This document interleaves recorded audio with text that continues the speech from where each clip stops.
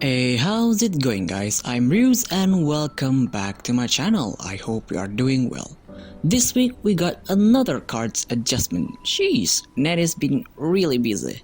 Well, you know the drill. If you want to skip, follow the timestamp. For the nerfs, we have 4 cards and 2 of them are Juzu's card. Yeah, Juzu's has been a real problem because of the level 2 finisher she has going with Karasutengu and Wuchen. It was disgusting. Both of her form got nerfed. Tiger Stance got nerfed, turning it into a level 2 card, but they also raised the attack stats by 1 point. At level 2, this card would not see any play because the other form is clearly superior. In fact, I haven't seen anyone actually using this form.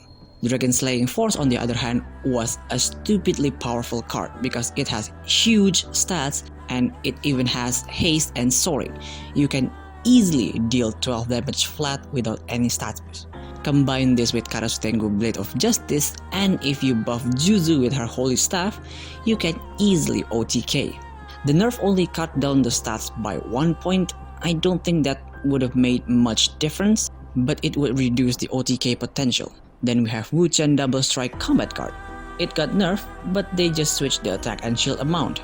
I think that's good enough, because a 5 attack Double Strike is really scary at level 2, but 4 attack Double Strike is a bit more manageable. If you like this card, blame it on Juzu for this nerf, because this card was involved in the OTK build. Then we have Manendaki Field. It got nerfed. The intensity is reduced by 2 points. This is the main problem card in Juzu charge build because you always want Juzu to charge with her Holy Staff, and with this field, unless Juzu is in the combat zone, you cannot stop her charge because she will always have Veiled up. And the last card is another one of Juzu's form. Surprising, I know. I also forgot to take screenshots, but this one is for the buffs. Anyway, this card got even more powerful because you can activate this card and it will auto attack. You don't need to charge it first. The revive and charge effect stays the same. Yeah, this is a solid buff. Just by changing the first effect, this card got even better. Well, we just covered all of the card adjustment, so let's jump into the deck rundown, shall we? Well, this deck focused mainly on Gaki. The win condition of this deck is to eat as much buff as possible from the enemy to buff up our Swallow the Sky. And when we drop the SSR, it will have all kinds of keywords. The most you can do normally is 3 to 4 stacks, but with this deck, we can do much more than that. Gaki haven't seen much play because her kit is so specialized you will have a hard time fitting her into normal deck. But on the other hand, Gaki is the most powerful anti-meta option because she has everything to counter.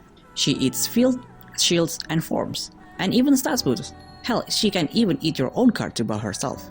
The main strategy is you want to get at least 2 Lantern support by level 2, then use Enlightenment to quickly level up your Shigami. You definitely want to get ahead of your opponent in terms of level. You will have a lot of options when you reach level 2, then by level 3 you can start finishing off your opponent either by using Imoto Evolve or Gaki's SSR. Well, here's the card priority list. For the high priority, you definitely want to get Enlightenment in your starting hand. The rest you can get by using Ghost Story a bit later, but always try to get Enlightenment first. Kyonshu Imoto Evolve is your safety net. If you can't flex using Gaki, her Evolve will definitely help you out to close the game. As for the situational cards, we have a few. Technically, all of Gaki's cards are situational because it relies on the opponent to have something specific. But the one you want to prioritize is getting Devour, because most decks nowadays will always bring at least 1 or 2 forms in their deck. Fire of Tails will definitely make your game smoother because this deck requires a lot of orbs. So getting that 1 extra move every turn is great. And for nap time, this is what I realized. You can activate it without copying any cards and just get the draw 1 effect. So if you are really desperate, you can use this as your last resort draw option. For the finisher, we actually have a lot. We have all of Kyonshu Imoto combat card because they are technically finisher because of her huge base stats once evolved. Then we have Gaki's SSR is definitely your end goal. The more you stack, the powerful it gets. Awandon SSR also works wonders as a clutch option, and as usual, Kanhime's Pincer Hammer will always be handy. And as usual, because it is a meme deck, it is expensive. with Onmyoji. So don't make this unless you really like Gaki or you have leftover talisman that you don't know what to do with it. This deck is pretty difficult to pilot, so you might need a few tries until you get the feel of the card timings. Well, anyway, let's move on with the replays. Our first matchup is up against literally our perfect enemy. Our deck will literally eat that deck alive. We can counter everything they throw at us, and I will show you how to do it. Try your best to get either Ghost Stories or Enlightenment. Either one is fine, but you want at least one of them in your starting hand. You also want your first level up to be Awandon and nobody else, because you need at least 2 Lantern support by the time you reach level 2. And if you don't have it, you still want to pass for that Lantern support. On their turn, they will put the healing form on Kurumi, then attack with Akaname, dealing 3 damage. Our end goal is to eat as much stuff as possible from them, so we need to stall by activating Sit, then activate 1 Lantern support before using Ghost Stories, taking Kanihime's field, and our second Devour, which is going to be very useful because they use a lot of form cards. On their turn, they will activate Foxclaw, destroying our dog, then hit face with Akaname again. That was a solid turn. They are going for the poke strategy. On our turn, we want to at least keep our health above 20, so we have no choice other than to sacrifice our Imoto and pass. On their turn, they will kill our Imoto with Akaname, then activate Kurumi's 4 damage field, and that is just what we are waiting for. Because on our turn, we activate Eat What We Can, and of course, Eat the Field, while also killing their Akaname. And while we're at it, we might as well eat Kurumi's form too, because we don't want Akaname to revive early. And we pass. On their turn, they will sacrifice their Genkuro to kill our Gaki, then put Diamond Sutra on Hitotsume and pass. Well, because they did that, on our turn we can just activate Kanihime's field and pass. They will not risk attacking and lose more of their Shigami. On their turn, they will actually attack with Kurumi to revive Akaname, then activate Stone Toss, dragging our Kanihime and force her to attack. But that didn't kill her, so that didn't matter.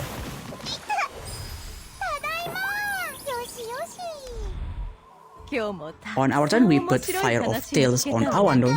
This way we will get extra moves every turn. Then activate Nap Time, copying our Pincer Hammer, then activate Lantern Support, just so we don't get a copy of that in the end phase.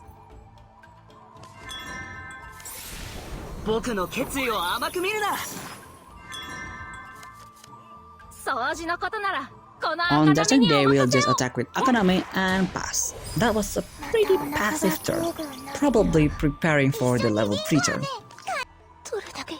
On our turn, Gaki revives and we are going to feed her Hitotsume's form. Then we activate 1 Pincer Hammer targeting the opponent, activate 1 Lantern Support, and activate Aftertaste, eating 3 of our own cards.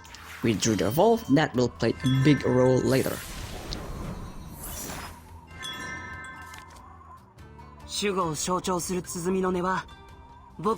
On their turn, as we predicted, they played Genkuro's SSR. It's the card we are waiting for. Then they will just put Akaname as a blocker and pass. On our turn, I really did want to flex super hard with Gaki, so I'm going to stall a bit more. We evolve Imoto and activate Badis Begun, dealing 5 damage piercing, then activate 1 more hammer on Kurumi and pass. We got 2 SSR. Nice.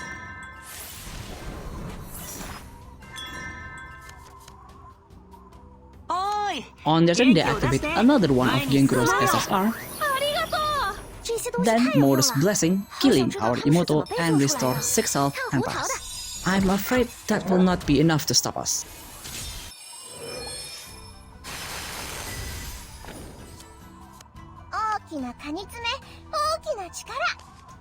On our turn, we eat the extra stats from Kurumi with the Evolve, then activate our last Aftertaste.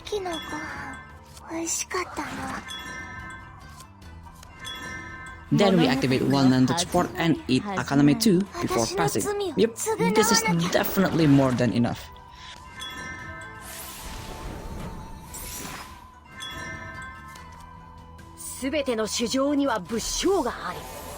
On the turn, they will put Free from Desires on Hitotsume, then hit us with Genkuro with 5 damage and pass.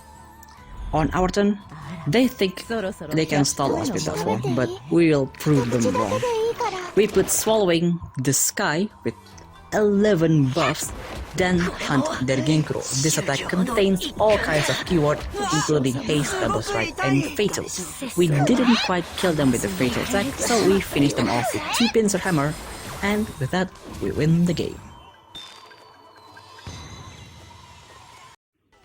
Our second matchup is up against not your typical fragile aggro because they brought Hoshiguma Doji. I'm going to assume that is more of a meme build and a bit slower because instead of pure power, they rely on Chin's countdown. Normally with a meme deck like ours, we wouldn't be able to handle aggro decks like this, but I'm feeling pretty confident with this match. We get the second turn this time, so we attack with Gaki and pass, of course leaving an orb to get the lantern support. On their turn, they will level up Chin for the countdown, then use Suzuka Gozen to damage our Gaki and pass. On our turn, I made a misplay. The optimal move was just to sit and pass, but I leveled up Kanihime instead of Imoto, so we have to sacrifice her for now.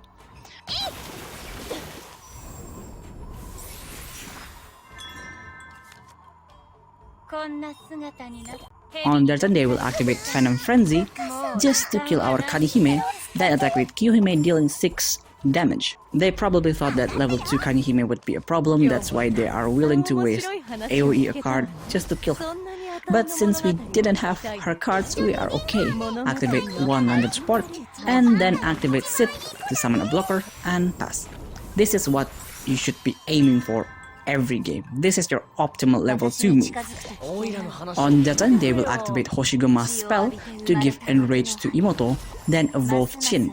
Wow, that evolve timing was really bad. I wouldn't do that if I were them. On our turn, we top deck Gaki's evolve, so we eat their Chin stats, then activate Lantern Support before activating Ghost Stories, getting Devour and Pincer Hammer, and pass. We should attack soon, we don't want to let that debuff getting worse. On their turn, they will evolve Hoshiguma, then put a form on Chin. Okay, they are dropping that evolve like it's nothing, but they also put a form, so we are going to eat that soon. And we are eating good this match. On our turn, we eat Chin's form with Devour, then drop a hammer on her to stop her countdown and pass.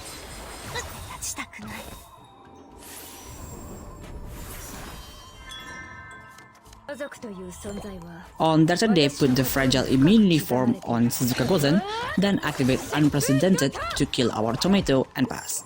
Well, that's unfortunate for them. On our turn, we evolve Imoto, then activate the Double Strike combat card to kill their Suzuka Gozen. Then Assault just to remove the debuff and pass. They are low on hand and only have those two, so I doubt they can do much.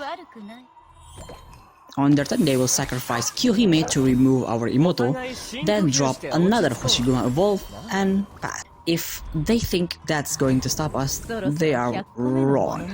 On our turn, we evolve Awandon because the next turn we want as much orbs as we can, then activate I've Had Enough to revive Imoto and deal 9 damage. After that, we activate Lantern Support and Assault with Imoto to remove the debuff and pass. With that, we just secured our win with Swallow the Sky next turn.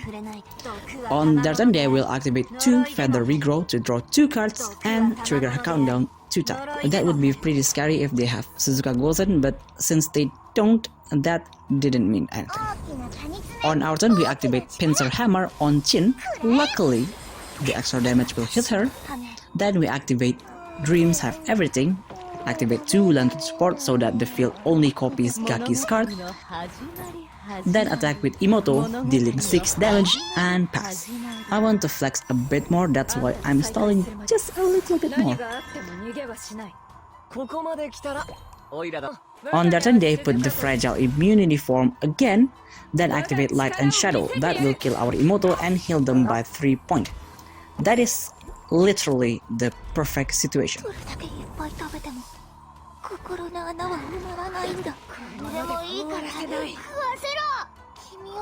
On our turn, we eat the form with Devour, then activate the combat card to eat our own field, then put the SSR and finish them off.